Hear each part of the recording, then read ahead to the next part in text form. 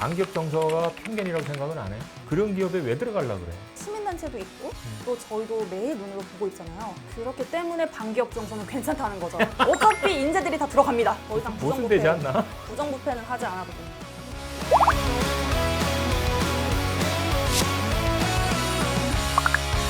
안녕하세요. 586세대 박광입니다. 안녕하세요. MZ세대를 대표하는 김민희입니다. 오늘의 주제는 반기업 정서입니다. 그리신 그림에 대해 설명 부탁드릴게요.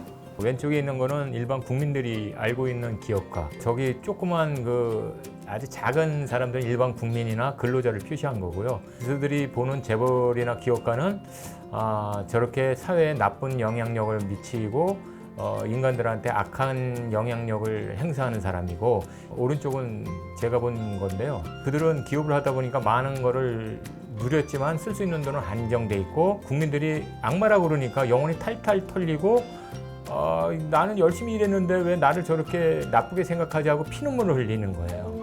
그 오른쪽에 제가 그린 거는 어떤 거 같으신가요? 이거는 주가 차트예요.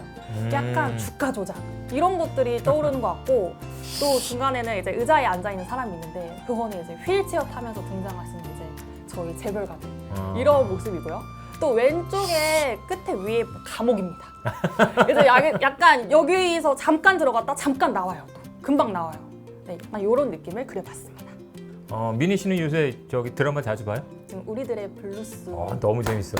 근데 제가 요즘 보는 거는 어게인 마이 라이프나 왜 오수재인가 요새 보고 있는데, 거기에 네. 보면은 권력을 가진 사람들을 거의 나쁜 사람들로 너무 표현해서 네. 좀 마음이 안 좋더라고요. 그래서 저희 세대 같은 경우에는 이제 매체가 활발하기 때문에 미디어를 보는 경향이 많이 있잖아요.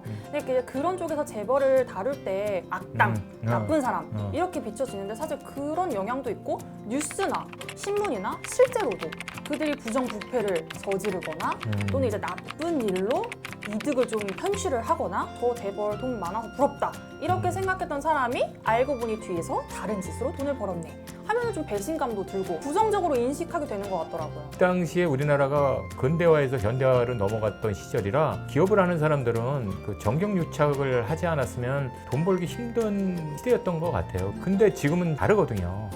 근데 그거를 마치 지금도 그러는 것 같이 모든 기업인들을 매도하는 것 같아서 좀 안타까워요, 나는. 그것이 굉장히 일부 기업의 일이다. 대다수의 기업은 깨끗하게 돈을 벌 것이다 라고 생각하시는 건가요? 예. 왜 그러냐면 기업가들이 대부분 그렇게 부정을 일삼으면 이 사회가 혼탁해서 돌아갈 수가 없거든요.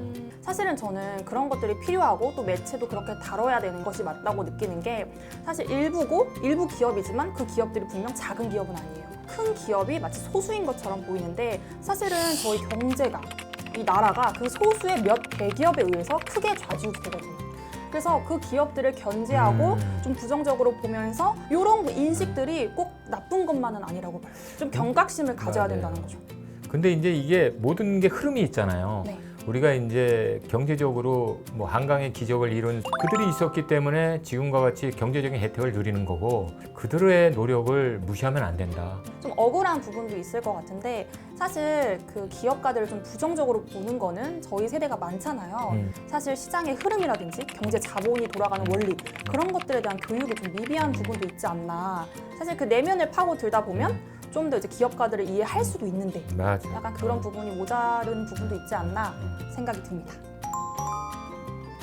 사회적인 책무 굉장히 중요하죠.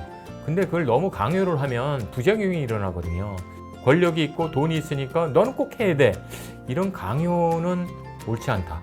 근데 이제 강요가 받아질 만큼의 이득을 벌지 않았나, 저는 약간 이렇게 생각을 하는데, 돈을 버는 수준이 우리가 생각하는 그런 조금의 단위가 아니잖아요. 그렇기 때문에 굉장히 많이 벌기 때문에 조금 환원을 좀 많이 강요받을 필요도 있지 않나 생각이 들고, 특히나 사회에 환원을 많이 하는 기업들 같은 경우에는 이제 소비자들의 인식에도 굉장히 좋고, 그게 또 소비로 이어지는 경우가 많기 때문에. 근데 우리가 개인적으로 봤을 때 기부를 할 생각을 얼마나 하냐 이거죠. 그럼 민희 씨는 기부해요? 많이 벌면 하겠습니다. 맞아요. 이게 개인이 이런데 이런 기부 문화 자체도 아마 변할 거예요. 그래서 시간적인 여유를 줘야지 이렇게 강요한다 그러면 부작용만 생기지 않을까. 사회적인 흐름이 그렇게 됐을 때까지 좀 기다려줬으면 하는 게 제 생각입니다. 반기업 정서가 억지로는 없어질 거라고 생각을 하지는 않아요. 근데 근로자는 근로자, 또 시민단체는 시민단체로서 할 일을 다 하다 보면 자연스럽게 소멸되지 않나. 네, 기업들이 저희 사회에 긍정적인 효과를 주는 부분이 많이 있잖아요. 그렇기 때문에 저희가 그런 부분을 생각하면서도 이제 반대로 계속해서 견제하는 그런 반기업 정서는 필요하다. 지나치게 잘한 부분까지도 매도하는 부분은 없도록 이렇게 계속해서 감시가 정상적으로 이루어져야 한다고 생각합니다. 반기업 정서는 긍정적입니다. 안 돼. 오늘의 삼행시는 반기업. 반기업? 제가 운율을 띄워드릴게요. 여기. 반! 반 죽여라 죽여 아주. 기! 기업들 그렇게 죽이면 앞으로 없어요 기업할 사람. 좀 잘하시는데요? 선생님. 반, 반대해도 됩니다. 기, 기세 등등 하잖아요, 기업들. 업. 업보예요. 감사합니다. 우리 때 보면 전공 시대라는 프로가 있었어요. 대기업의 총수들이 이렇게 해서 이 사람들이 전공을 했다. 존경을 받았고 동경의 대상. 되게 많이 다른 것 같아요. 어. 분위기가. 맞아. 짜잔! 짜잔.